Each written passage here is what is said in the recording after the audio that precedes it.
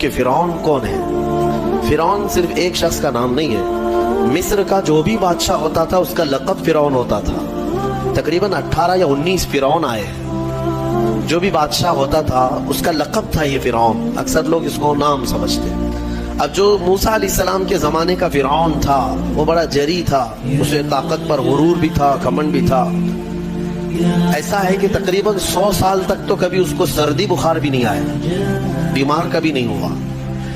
تو آدمی کو جب کوئی تکلیف نہ آئے تو وہ غرور میں بڑھ جاتا ہے اور اسے ایسا لگنے لگتا ہے کہ میں سب سے پاورفل آدمی ہوں دنیا کا، مجھے کچھ ہو نہیں سکتا۔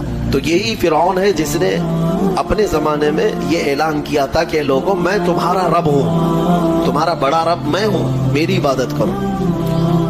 بات تو چل رہی تھی اور لوگوں کو اپنی خدمت پر معمور کرنے کی بجائے اپنی عبادت پر معمور کرتا تھا، ہزاروں لوگ اس کو سجدہ بھی کرتے۔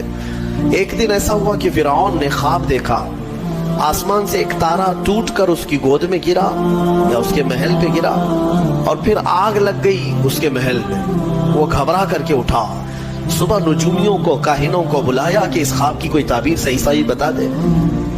بہتوں نے الگ الگ تعبیریں بتائی، پھر جو بڑے ماہر نجومی تھے انہوں نے کہا کہ اس خواب کی تعبیر یہ ہے کہ بنی اسرائیل خاندان میں ایک بچہ پیدا ہوگا جو تیری سلطنت کو ہلاک کر دے گا، تیری سلطنت کے ہلاک کرنے کا باعث بنے گا۔